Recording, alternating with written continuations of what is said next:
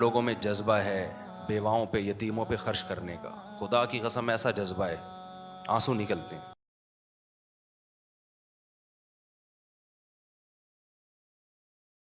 السلام علیکم دوستو، کیا حال ہیں؟ امید ہے سب بھائی خیریت سے ہیں. میں ہوں آپ کا دوست عابد علی، حاضر ہیں آج ایک نیو ویڈیو کے ساتھ. آج ہم جس ویڈیو پہ ریئیکٹ کرنے جا رہے ہیں وہ ہے مولانا مفتی طارق مسعود صاحب کا نیو بیان، ہم برباد کیوں ہو رہے ہیں. ویڈیو ان کے چینل کی ہے، لنک ڈسکرپشن میں موجود ہے.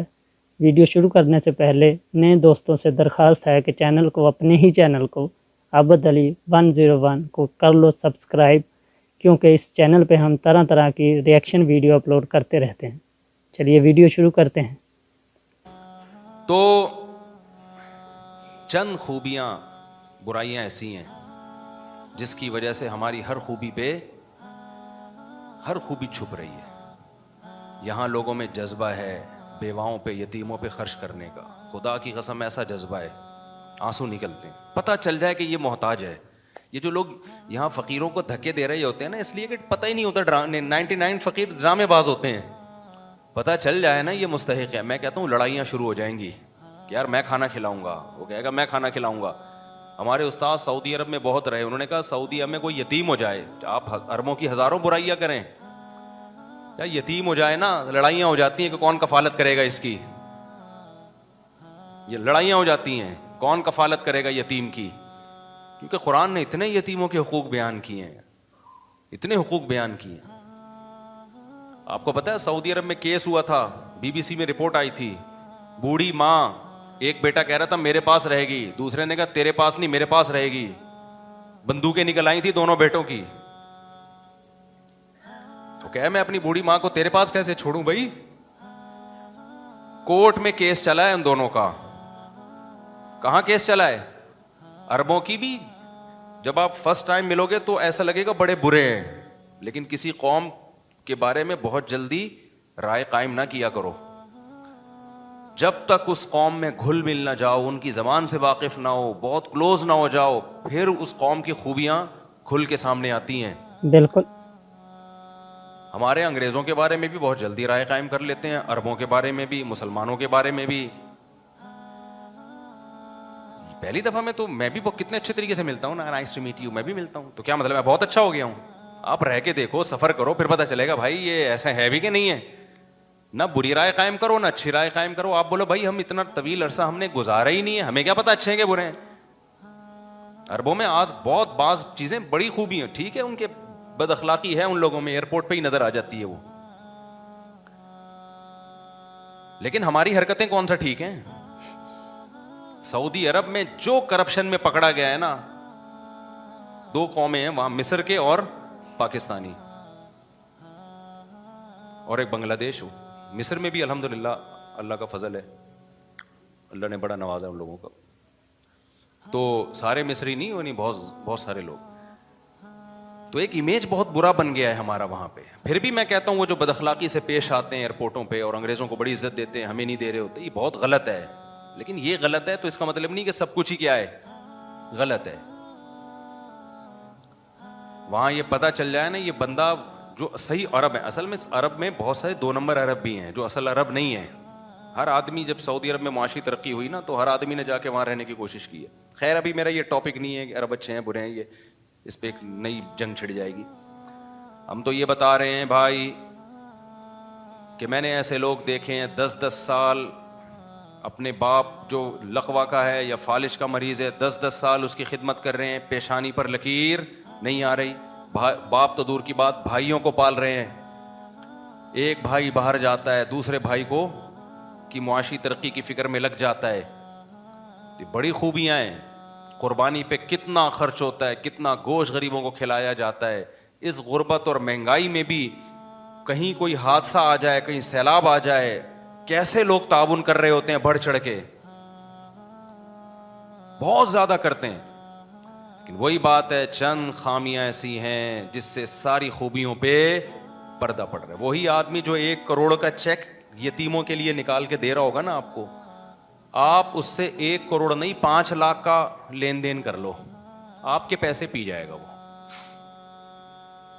یتیم کو دے دے گا 1 کروڑ, جس کو 5 لاکھ دینے ہیں نا جو فرض ہیں, اس کو 5 لاکھ نہیں دے گا.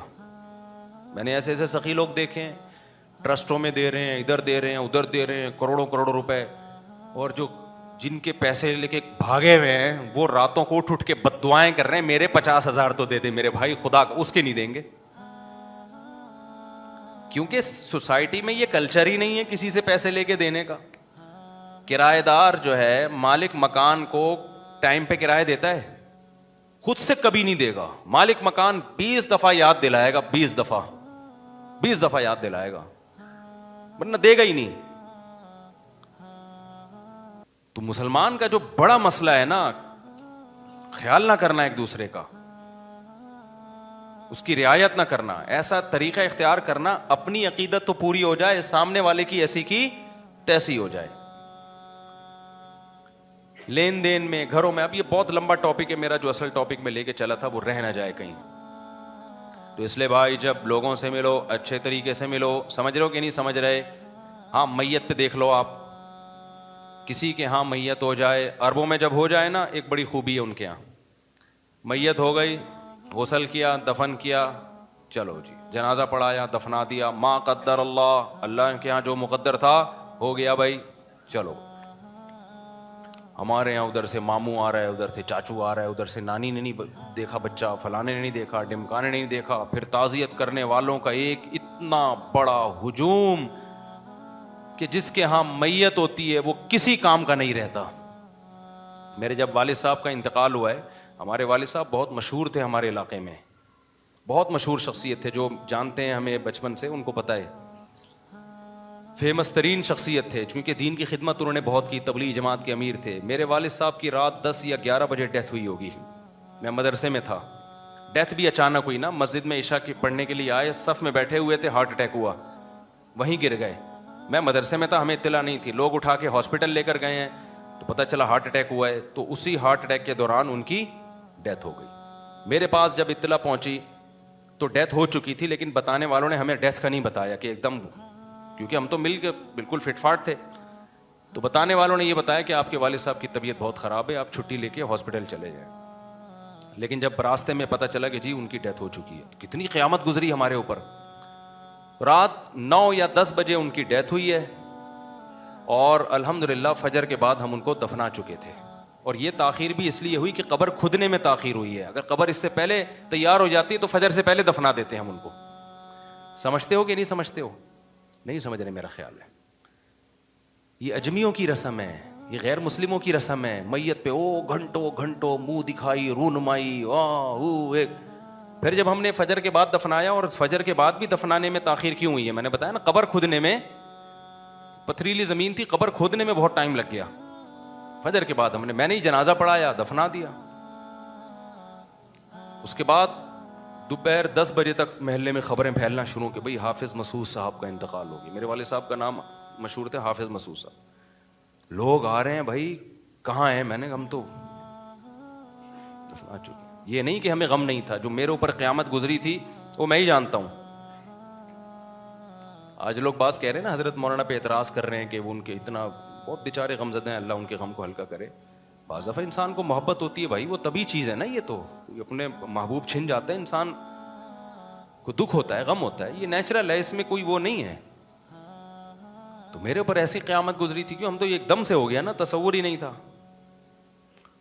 لیکن ہم فجر کے بعد دفنا چکے تھے. لوگ آ رہے, کہہ رہے یار کل تک تو یہی گھوم رہے تھے, مغرب میں تو ہم نے ملاقات کی ہے, تو غسل کب ہوا, کفن کب ہوا, پتہ ہی نہیں چلا. پھر بعض لوگوں نے دلیل دی کہ دیکھو آپ کو رکھنا چاہیے تھا ظہر تک, عصر تک رکھنا چاہیے تھا. جنازہ جتنا بڑا ہو اتنا ثواب زیادہ ہوتا ہے. یقیناً جنازہ جتنا بڑا ہو میت کو فائدہ زیادہ ہوتا ہے, لیکن وہ جنازہ جو سنت کے مطابق ہو. اگر آپ 6 مہینے تک جنازہ روک لو کہ پورا کراچی آ جائے تو جنازہ تو بہت بڑا ہو جائے گا, لیکن یہ عمل جائز ہوگا؟ ایک سنت پوری کرنے کے لیے ایک دوسری سنت کو آپ نظر انداز کر رہے ہو جو اس سے زیادہ امپورٹنٹ ہے. شریعت میں جلدی دفنانا یہ زیادہ امپورٹنٹ ہے بنسبت جنازے کو بڑا کرنے کے. ہمارے حضرت ایک مثال دیا کرتے تھے کہ سنت والا چھوٹا جنازہ وہ غیر سنت والے بڑے جنازے سے افضل ہے. سعودی عرب کے بادشاہ کی میت کو دیکھ کے فرانس یا جرمنی کا پادری مسلمان ہو گیا تھا اس کے جنازے کو دیکھ کے. سعودی عرب میں بادشاہ کی بھی ڈیتھ ہوتی ہے نا, بڑے آرام سے غسل کفن دفن, چلو خلاص, سمجھ رہے ہو. اور ملکہ برطانیہ کی جب ڈیتھ ہوئی تھی تو کتنے دنوں بعد دفن کیا ہے بتاؤ؟ 1 ہفتہ تو لگا ہوگا, فلانا آ رہا ہے, ڈمکانا آ رہا ہے, یوں آ رہا ہے فلانا. ابے بھائی ان کے لیے دنیا سب کچھ ہے, ہمارے لیے دنیا مسافر خانہ ہے. جو گیا وہ منزل پہ پہنچ گیا, ہم بھی آ رہے ہیں, یہ کوئی پہلی دفعہ تھوڑی ہوا ہے. نہیں آ رہی میرے خیال ہے بات سمجھ میں؟ تو اس لیے مرو بھی آرام سے, مرنے بھی آرام سے دو. پہلے پہنچ گیا, ہم اگلے اسٹیشن سے آ رہے ہیں, ٹھیک ہے نا. وہ پہلے نکل لیا, ہم اگلی ٹرین سے. کیا خیال ہے بھائی پہنچ رہے ہیں, اس میں کیا غم ہونا تو ایک نیچرل ہے. اب یہ تھوڑی کہ بیٹے کا یا باپ کا غم نہ ہو, وہ تو ایک نیچرل ہے, وہ تو ہوگا بھائی. آپ کا بچہ امریکہ بھی جا رہا ہوتا ہے, آپ کو پتا ہے اگلے سال واپس آ جائے گا, پھر بھی آپ رو رہے ہوتے ہو کہ یار 1 سال کی بھی جدائی برداشت نہیں ہوتی. صرف بیوی کہیں جا رہی ہو تو نہیں, بیوی میں کے جا رہی ہو نہیں روتا آدمی, میں نے آج کل نہیں دیکھے روتے ہوئے, چاہے 10 سال کے لیے جا رہی ہو. آج کل جاتی بھی نہیں ہے, آج کل جاتی بھی نہیں ہے. اب کیا بتاؤ, ہمارے حوصلے کو داد دو یار. ہماری اگر ایک جاتی بھی ہے تو 3 موجود ہوتی ہیں. یہ تو ہے. آپ لوگ کے ہاں تو ایک جائے گی تو آپ 1 مہینہ ریلیکس. ہمارے یہاں ایک جائے گی تو 3 4 5 سال میں شاید کبھی ایسا حسن اتفاق ہوا ہو کہ سب گئے ہوئے ہوں. افسوس کی بات ہے سب چلے جائیں. ہم نے اسی منہ کے ساتھ گھر میں جانا ہے, ایسا ہم بیان دے نہیں سکتے جو افورڈ نہ کر سکے. لیکن مجھے یاد ہے ایک دفعہ ہمارے سب گھر والے گئے ہوئے تھے, شاید ایک ہی دفعہ ہوا ہوگا یہ. میں مسجد میں آ کے بیٹھا ہوا تھا دوست احباب کے ساتھ, میں نے کہا یار ایسا لگ رہا ہے جیسے جنت الفردوس میں ٹہل رہا ہوں میں.